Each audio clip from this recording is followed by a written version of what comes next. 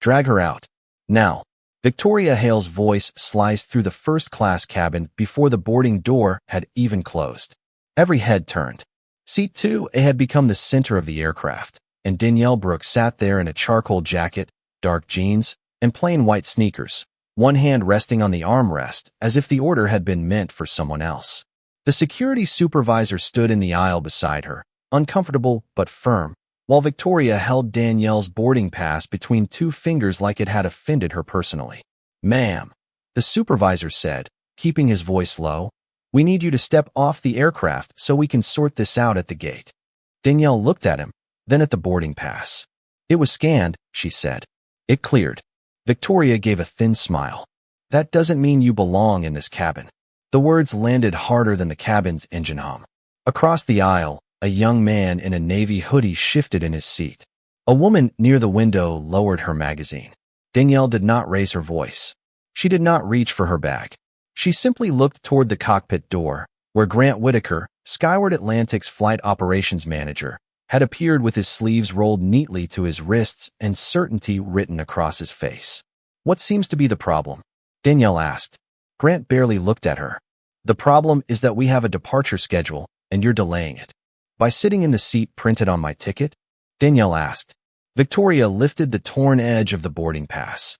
"This passenger claims she has a first-class reservation, but there's been a seating adjustment." Danielle's eyes moved to the vacant seat beside her, then to the white couple standing behind Grant with matching designer luggage and impatient expressions. The man's hand rested on the handle of a leather carry-on. The woman avoided Danielle's gaze. "A seating adjustment," Danielle repeated. "For whom?" Grant's jaw tightened. "That information is private." "My seat is not private," Danielle said. "It is two-way." The young man in the navy hoodie leaned forward. "I watched her scan in," he said. The screen turned green. Victoria snapped her head toward him. "Sir, please stay out of this." Danielle's phone buzzed inside her coat pocket.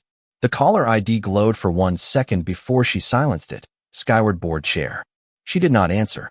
Not yet. Outside the oval window, rain streaked across the runway lights, turning the airport into a blur of silver and red. Danielle had flown through storms worse than this. She had walked into boardrooms where men twice her age assumed she was there to take notes. She had been told, at 24, that investors preferred a face that looked more familiar. She remembered every polite smile, every delayed handshake, every room that went quiet when she said she was in charge. But she had never begged a room to recognize her. She had built rooms of her own. Grant stepped closer. "Last chance," he said. "Leave voluntarily, or security will escort you out." Danielle rose slowly, smoothing the front of her jacket. Her expression remained calm, but something in her eyes had changed. "You're making a very expensive mistake," she said. Victoria laughed once, sharp and dismissive. "That sounds like a threat." Danielle picked up her small black carry-on and looked directly at her. "No," she said. "It's a warning." The security supervisor glanced toward Grant, waiting for a signal that would make this feel less wrong. Grant gave him one with a small nod. Danielle stepped into the aisle without resistance, her carry-on rolling softly behind her. Victoria moved ahead as if she were leading an emergency evacuation, not removing a quiet passenger whose ticket had cleared the gate scanner less than 20 minutes earlier. "Keep moving," Victoria said. Danielle stopped beside row 3 and turned toward her. "You still have time to verify the record." Victoria folded her arms. "We already did." "No," Danielle replied. "You decided." The distinction hung in the air. Ethan Morales, the young man in the navy hoodie, stood halfway from his seat. "She is right," he said. "I watched the agent scan her pass.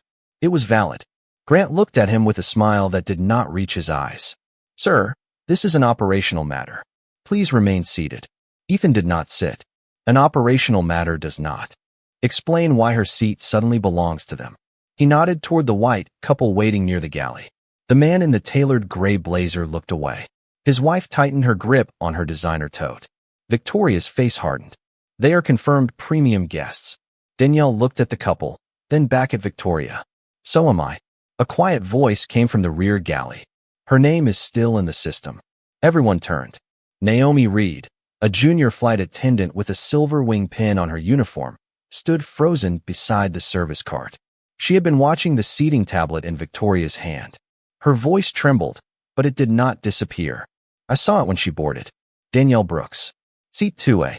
The status showed confirmed. Grant's expression changed for the first time. Naomi, he said, you are new here. You do not understand the full situation. I understand what the screen said, Naomi answered. Victoria stepped toward her. The screen can be wrong. Danielle studied Naomi for a moment, then offered the smallest nod. Not gratitude exactly. Recognition. It took courage to speak when everyone around you had decided silence was safer. Danielle knew that kind of courage. She had needed it at 24 when she stood outside a Manhattan conference room with a presentation worth 6 months of work and heard someone inside ask whether she was there to bring coffee. She had walked in anyway. She had placed her numbers on the table. 10 years later, the same men had asked her firm to rescue their failing portfolios. The memory did not make her angry now. It made her still. Grant lowered his voice. Ms. Brooks, if you cooperate, we can discuss compensation at the gate. Danielle's eyes settled on him. You think this is about compensation? It is about resolving a disruption, he said. No, she replied. It is about why you saw a black woman in a simple jacket and decided my proof was less important than their preference. The cabin went silent. Even Victoria's confidence flickered. Danielle reached into her coat and took out her phone. The screen lit up again with the same name, Skyward Board Chair. This time, she answered. Monica, she said calmly, please. Stay on the line. I need you to hear what happens next. Monica Ellis did not ask why Danielle sounded so calm. She had worked beside her long enough to understand that calm was never surrender. Calm was the moment before a decision became permanent. I am here, Monica said through the phone. The board chair has been trying to reach you for 7 minutes. Danielle looked at Grant, then at Victoria, who was still holding the boarding pass as though a piece of paper gave her authority over the truth. Put him on the line, Danielle said. Grant's face tightened. You cannot conduct business in the aisle. Danielle gave him a measured look. You made this aisle my office. A few passengers shifted in their seats. Ethan lifted his phone but did not record. He only held it at his side, watching. Naomi remained near the galley, her fingers pressed against the edge of the service cart. She had seen Victoria's tablet. She had seen the green confirmation. And she had seen something else that made her stomach drop. The seating record had changed after Danielle was already on board. A soft chime sounded from Danielle's phone. Then an older man's voice came through the speaker. Danielle, this is Robert Langford. We have a serious issue. The emergency financing agreement is waiting for your signature. Danielle's eyes never left Grant. I know, Robert. Grant glanced at Victoria. The name meant nothing to him yet, but the tone did. It was the tone people used when they were speaking to someone whose time mattered. There has been an incident, Danielle continued. Your flight team has removed me from my assigned seat without verifying a valid boarding pass. Robert went quiet for one long second. Which flight team? Danielle looked toward the open cabin door. Flight 718 to New York. Gate C14. Victoria let out a small laugh, too quick and too loud. This is ridiculous. She is trying to intimidate us. Danielle lowered the phone slightly. You still believe that? Victoria's smile faded. Grant stepped forward, attempting to reclaim the room. Ms. Brooks, we have procedures. A passenger cannot simply claim priority because she makes a phone call. Danielle nodded. Once. You are right. No passenger should receive special treatment. Then she turned the phone back toward her mouth. Robert, please confirm for Mr. Whitaker what the agreement on your desk represents. The board chair's voice returned, clearer now. A $5 billion revolving credit facility from Apex Meridian Capital. It keeps Skyward Atlantic funded through the restructuring period. Without it, the company cannot meet several immediate operating obligations. The cabin seemed to shrink around those words. $5 billion. Victoria's hand lowered. Grant stared at Danielle as if he were seeing her for the first time. Naomi took one careful step forward. Mr. Whitaker, she said, I can show you the original scan log. Her ticket was valid. It was changed after boarding. Grant did not answer. His phone began to ring. Then Victoria's phone rang. Then the security supervisor's radio crackled with a request for him to remain at the gate. Danielle slipped her phone back into her coat pocket and picked up her carry-on. I asked you to check the system, she said quietly. You chose to check my appearance instead. Grant Whitaker answered his phone on the second ring, but whatever he heard drained the color from his face before he could say a word. He turned away from the cabin, speaking in a low voice that grew quieter with every second. Victoria watched him, waiting for reassurance, but none came. The security supervisor stepped back from Danielle and adjusted his radio, suddenly unsure where he belonged. Danielle stood beside the open aircraft door with her carry-on at her feet, composed and silent while the cabin absorbed the number that had just changed everything. $5 billion was not a rumor. It was not a bluff. It was the financial bridge keeping Skyward Atlantic in the air. Robert Langford returned to the line. Danielle, the board needs your decision. The agreement expires at midnight Eastern Time. We cannot extend it without your authorization. Danielle looked past Grant toward the rain-streaked runway. A baggage cart rolled slowly beneath the wing. Ground crews moved through the wet evening in reflective jackets, unaware that a decision being made 30 feet above them could change every flight on the departure board. Do not release the funds, Danielle said. Victoria took a sharp breath. You cannot do that because of a misunderstanding. Danielle turned toward her. A misunderstanding is checking the wrong seat number. This was a choice. You ignored a valid ticket. You gave my seat away. You called security before you called verification. And when I asked for facts, you looked at my skin, my clothes, and decided I was the problem. Victoria's mouth opened, but no words came. Ethan stood fully now, his voice steady. That is exactly what happened. The woman near the window nodded. We all saw it. The white couple who had been waiting for seat 2A looked down at the floor. The man in the gray blazer cleared his throat. We did not ask anyone to remove her. Danielle met his eyes. You did not have to ask. You accepted what was handed to you. His wife lowered her gaze. Naomi stepped out from the galley with the tablet held carefully in both hands. I saved the original boarding record, she said.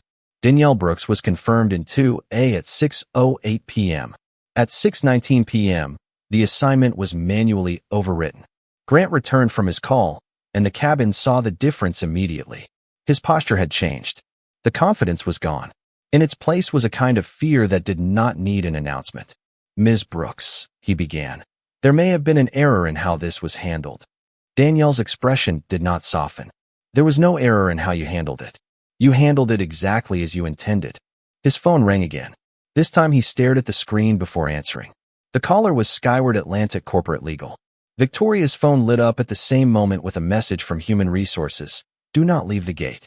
Do not contact passengers. Preserve all records. Danielle's phone remained warm in her hand. Monica was still listening. Robert was still waiting. And somewhere inside the airline's headquarters, executives were beginning to understand that the woman they had tried to remove was no longer asking for a seat. She was deciding whether their company deserved another chance to fly. The message on Victoria Hale's phone remained bright against her palm, impossible to ignore. Do not leave the gate. Do not contact passengers. Preserve all records. She read it twice, then looked up at Danielle as if the words might disappear if she refused to understand them.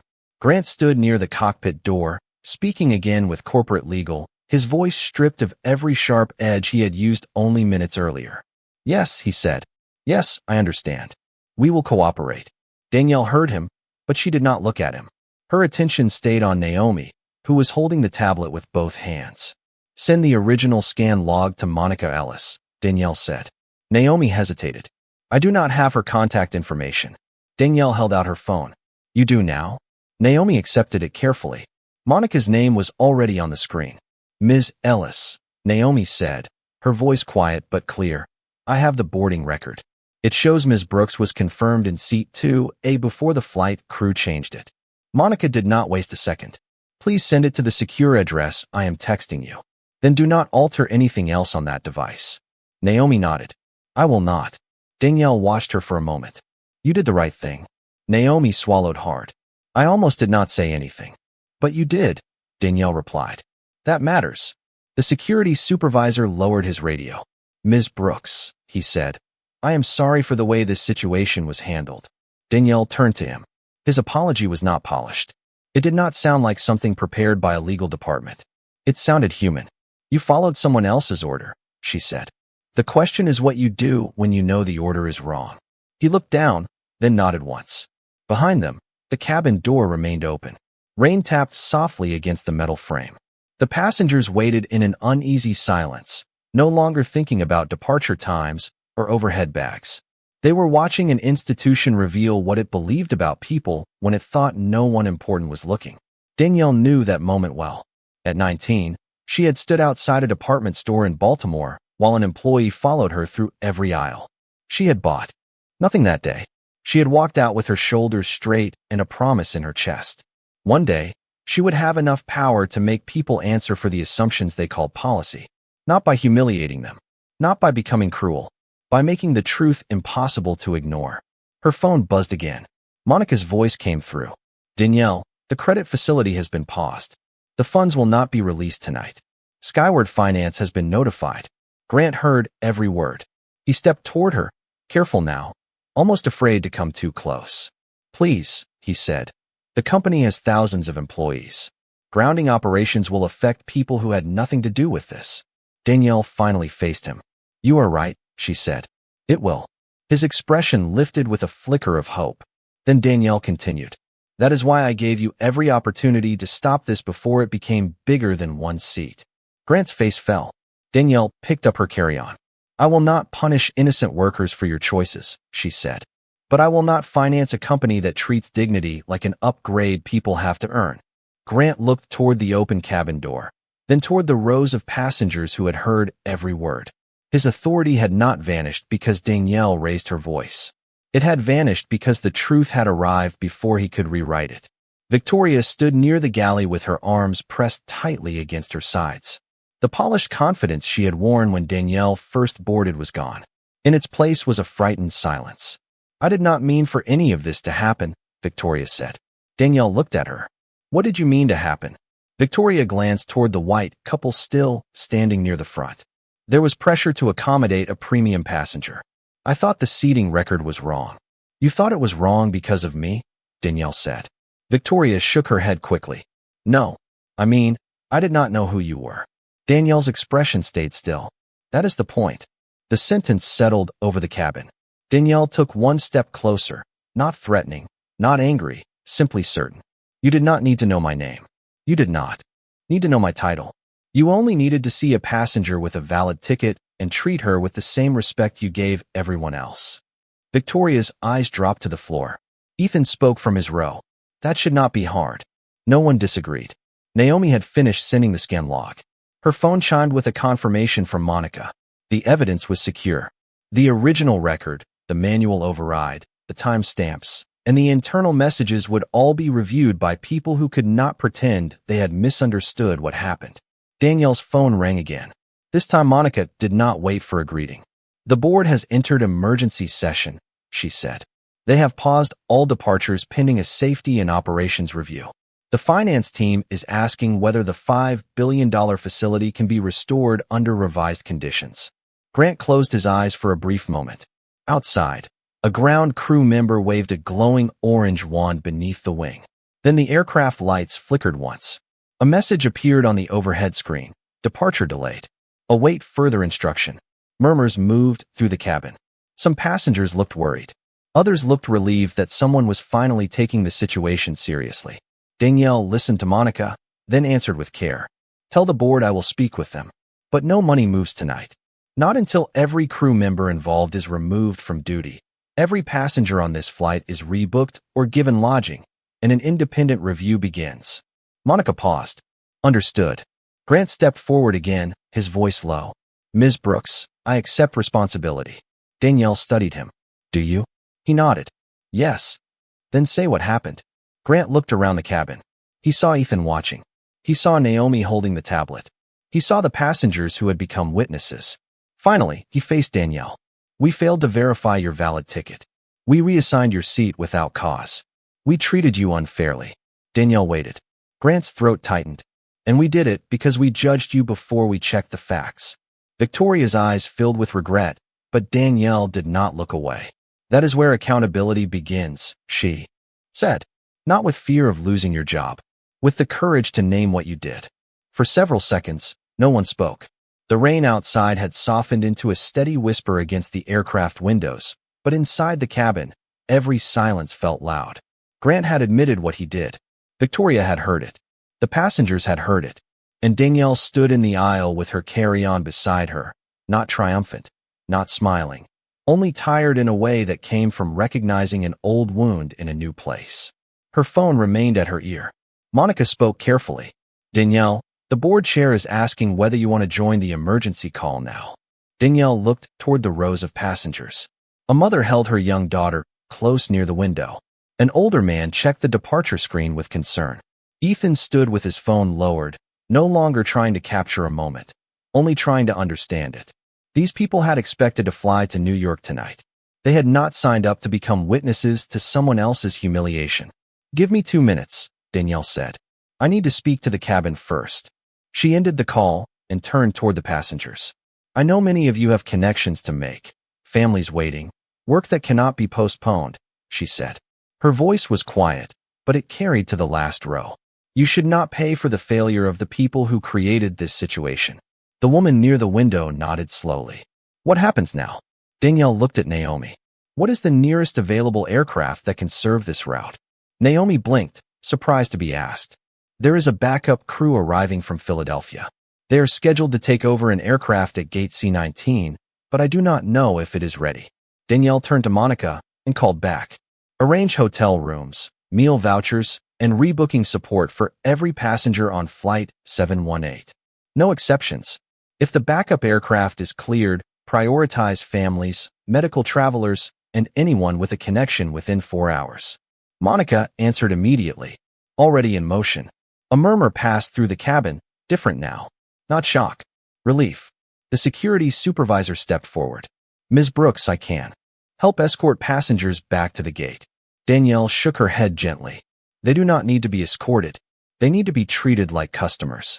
He nodded, accepting the correction. Victoria looked at Danielle with a face that had lost all certainty.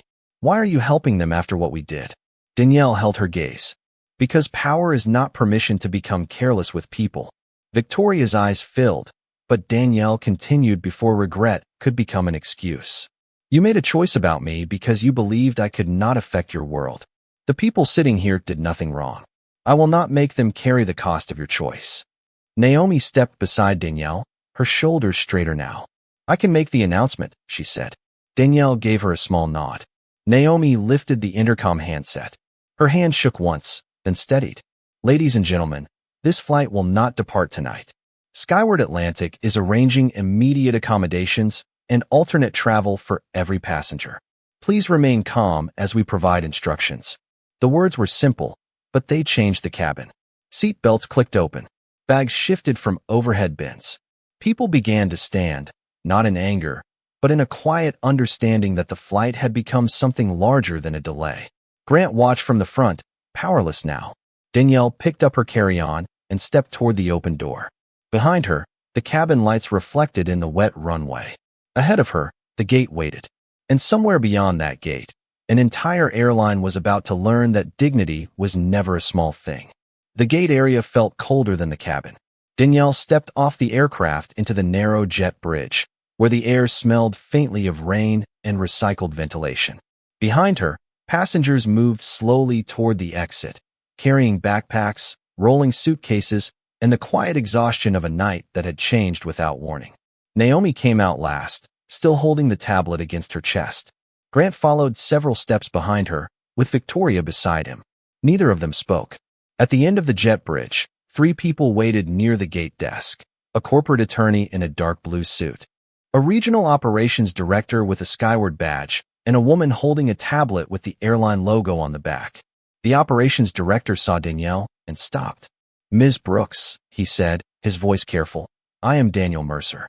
Corporate asked me to meet you. Danielle did not slow down. Corporate should have met me before this happened. Daniel swallowed. You are right. The attorney stepped forward. We are here to preserve the facts and ensure that everyone involved is treated fairly during the review. Danielle looked past him at the crowded gate. A father was trying to explain the delay to his teenage son. A woman in a green coat was speaking into her phone, telling someone she would not make it home tonight. Ethan stood near the boarding podium, watching the Skyward staff scramble to print hotel vouchers. Danielle understood what the attorney meant by fairness. It was a word companies often discovered only after they had failed to offer it. Start with the passengers, Danielle said.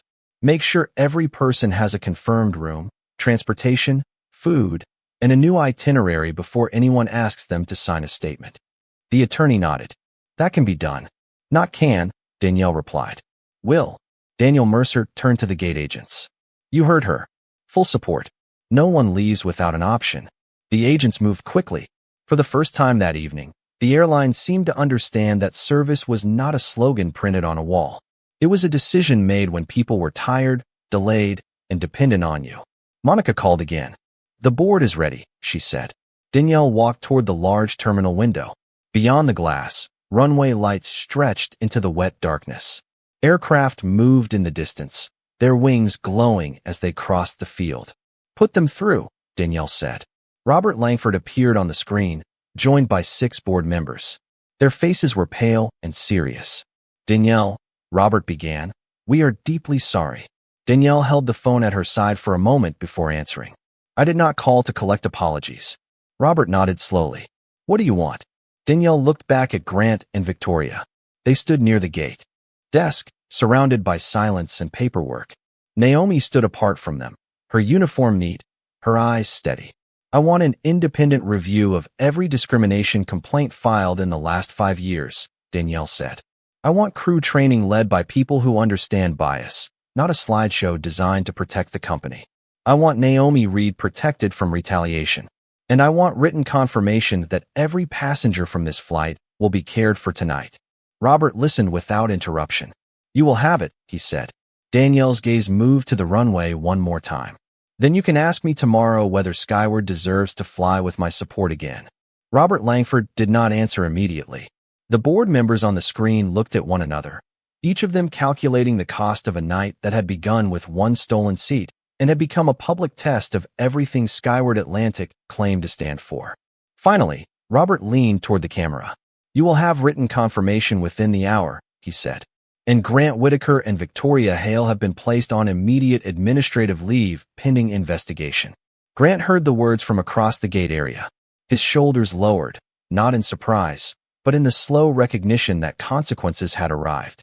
Victoria closed her eyes. The terminal around them continued to move. Travelers rolled suitcases past the gate. A child laughed somewhere near a coffee shop. An announcement called a flight to Denver. Ordinary life kept going, even when someone's certainty collapsed in public. Danielle ended the call and slipped her phone into her coat pocket. Daniel Mercer approached with a printed list. Every passenger has been assigned a hotel or a confirmed alternate flight, he said. The first shuttle leaves in 10 minutes. We have meal vouchers at the desk. Danielle scanned the page, then looked at the passengers gathered nearby. Ethan was speaking with an older couple who had missed a connection. Naomi was helping a mother find a charging station for her daughter's tablet. She was no longer standing in the shadow of the service cart. She was moving with purpose. Danielle walked over to her. How long have you worked here? She asked. Naomi looked up. 8 months. And tonight you spoke when it could have cost you something. Naomi looked toward Grant and Victoria. I was scared. Danielle nodded. Courage usually starts there. Naomi's eyes shone, but she kept her voice steady.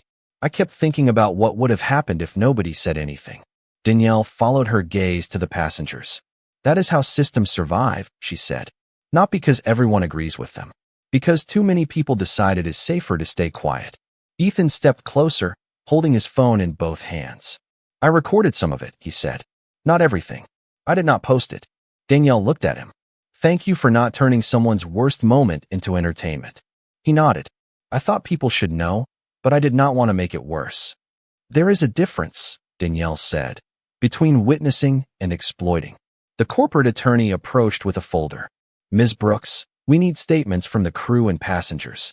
We can begin now. Danielle took the folder, but did not open it. Begin with the original complaint records, she said.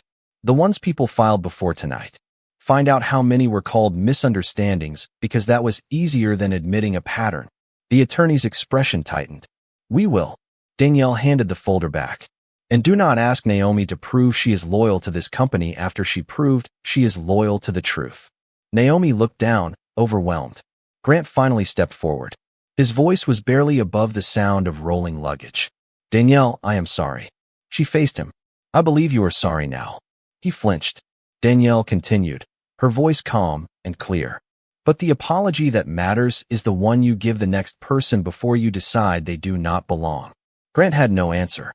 Danielle turned away and walked toward the terminal window, where the grounded aircraft sat beneath the rain, still and silent, waiting for a future that no longer belonged to the people who had tried to remove her. At 9:42 p.m., the departure board above gate C-14 changed again. Flight 718. Cancelled.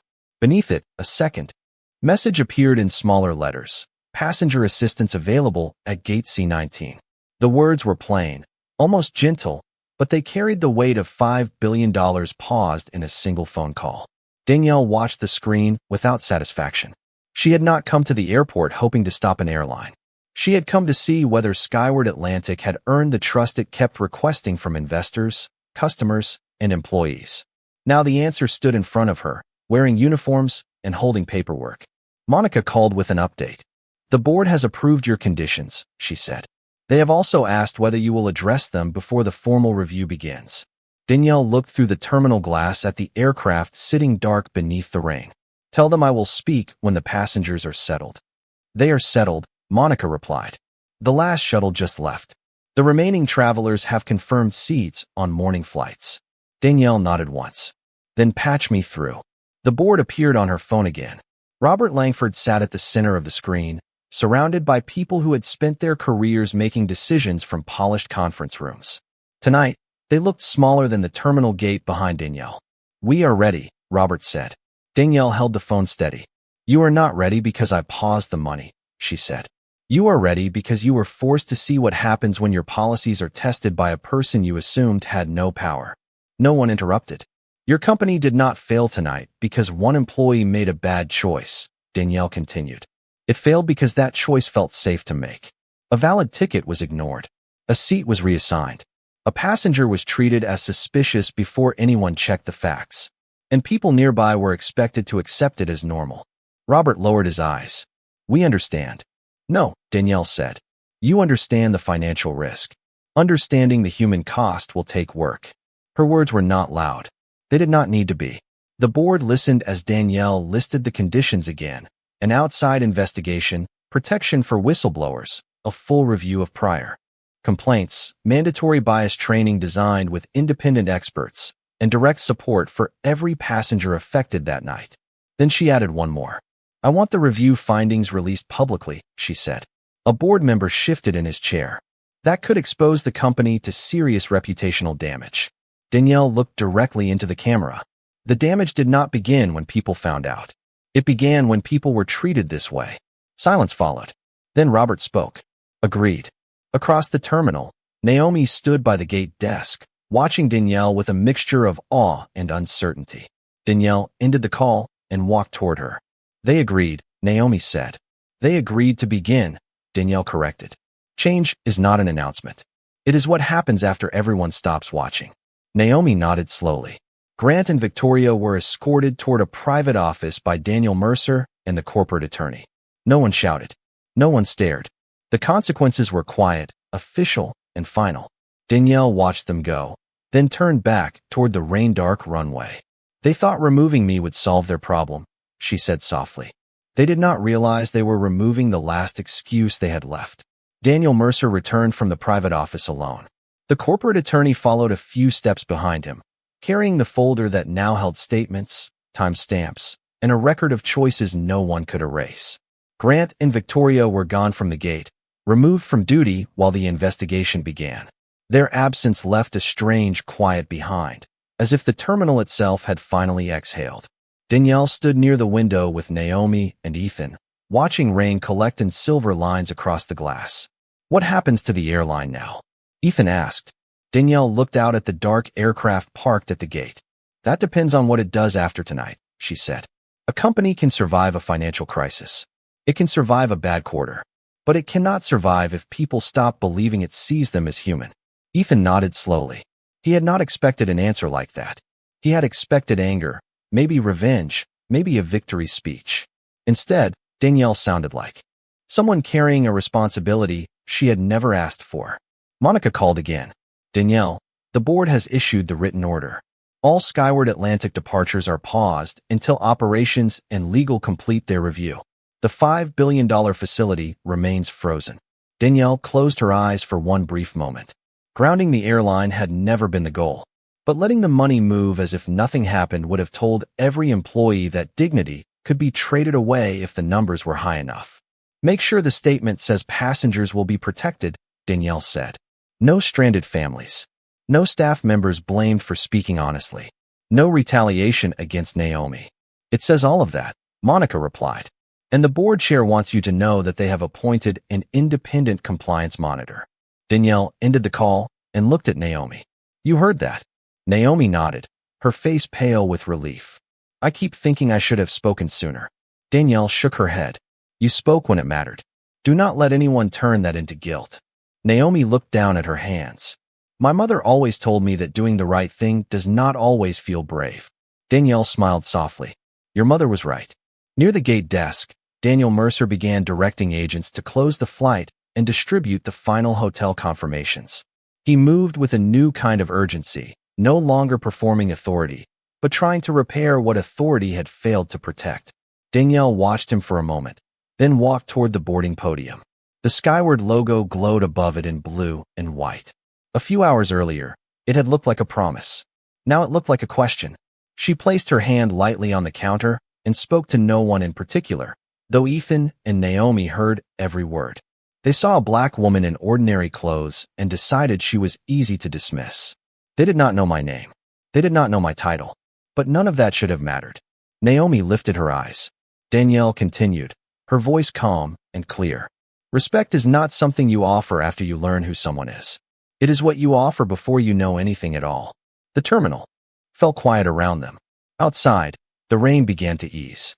One by one, runway lights reflected across the wet pavement, steady and bright, while Skyward Atlantic waited for the day it would have to earn the right to rise again. At 10:18 p.m., Danielle Brooks walked away from gate C-14 with her carry-on rolling quietly behind her. The terminal had thinned out. Most of the passengers from Flight 718 were already on shuttles, headed toward hotel rooms, warm meals, and flights that would leave in the morning. The airport still glowed with movement beyond the glass, but the panic had faded. What remained was the truth. Naomi walked beside Danielle for a few steps, then stopped near the terminal entrance. Ms. Brooks, she said, will you really walk away from Skyward Atlantic? Danielle looked at the rainwater shining beneath the curbside lights. A black sedan waited at the far end of the pickup lane, Monica inside with a folder on her lap. I do not know yet, Danielle said. Tomorrow, they will decide whether they want a fresh start or a better cover story. Naomi nodded, absorbing the answer. And if they choose the cover story? Danielle's eyes moved back toward the gate, where the blue Skyward sign still glowed above an empty podium. Then they will have to learn how expensive denial can become. Daniel Mercer approached from behind them, holding a printed document with both hands. Ms. Brooks, he said, the board has signed the order. Grant Whitaker and Victoria Hale are suspended. The independent review begins at 8 o'clock tomorrow morning. Your conditions have been entered exactly as requested. Danielle accepted the document, read the first page, and handed it back. Make sure the review listens to the people who filed complaints before tonight, she said. The stories that never reached a boardroom are often the ones that tell you the most. Daniel nodded. We will. Danielle paused. Do not promise me. Show them. He lowered his eyes, then answered more quietly. We will show them. Ethan stood near the curb with his backpack over one shoulder. He had waited after everyone else left, uncertain whether he should say goodbye. Danielle noticed him and walked over. You have a flight in the morning? She asked. 6:30, he said. I am going to be tired. Danielle smiled. You will make it. Ethan looked toward the terminal. I keep thinking about how close everyone came to pretending none of this happened. Danielle nodded. That is why witnesses matter. I did not do much, he said. You spoke when silence was easier, Danielle replied. That is never nothing. Naomi joined them, standing a little taller than she had when the night began. Danielle looked from Naomi to Ethan, then toward the empty gate. Tonight was not about a seat, she said. It was about the moment someone decides another person does not belong. That decision can happen in an airport, a bank, a hotel, an office, anywhere. And every time it happens, someone has a choice. Look away, join in, or tell the truth. Monica stepped out of the sedan and opened the rear door. Danielle placed her carry-on inside, then turned back one last time. They thought I needed their permission to belong, she said. But I never did. The sedan pulled away from the curb, leaving the airport lights behind. At gate C-14, the aircraft remained still beneath the clearing sky, and the company that had tried to remove her was left with one question it could no longer avoid. What kind of people had they become when they thought no one important was watching? The next morning, sunlight broke through the clouds over the airport, turning the wet runway gold. At 8 o'clock sharp, the independent review began at Skyward Atlantic headquarters. Danielle Brooks, joined by video from Apex Meridian Capital, seated at a long glass table with Monica Ellis beside her. On the screen were Robert Langford, the board members, the compliance monitor, and representatives from operations, legal, and employee relations. No one spoke casually. The events of the night before had taken away that privilege.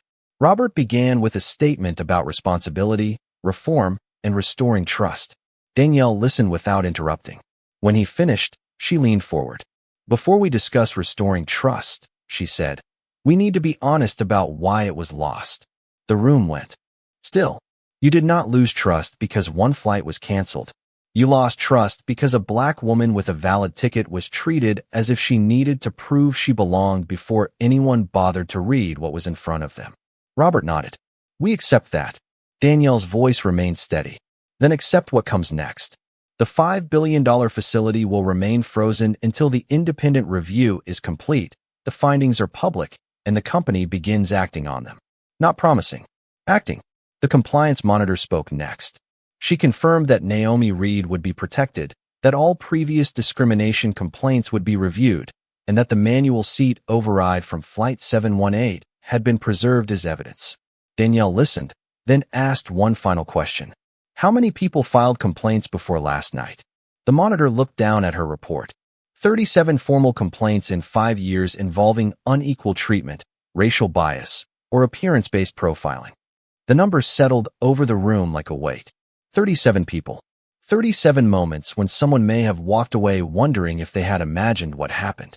Danielle closed her eyes briefly. Then she opened them and looked directly into the camera. That is why last night mattered, she said. Not because I had the power to stop an airline. Because too many people before me did not have that power, and they still deserve to be heard. No one tried to interrupt her. Outside the conference room windows, planes crossed the morning sky, small and bright against the blue. Danielle thought of Naomi at the gate, Ethan waiting for his early flight, and every passenger who had watched the truth become impossible to ignore. She did not feel victorious. She felt clear. Power is not making people afraid of you, Danielle said. Power is making sure the next person does not have to survive what you were forced to endure. Monica placed a revised agreement on the table. It was not a rescue package. It was a standard. Skyward Atlantic could meet it or lose the support it had taken for granted. Danielle stood, gathered her notes, and gave the board one last look. You thought I was just a passenger, she said. But the real question was never who I was. It was who you became when you thought I did not matter. Then she left the room, while behind her the airline began the slow, necessary work of earning back the right to rise.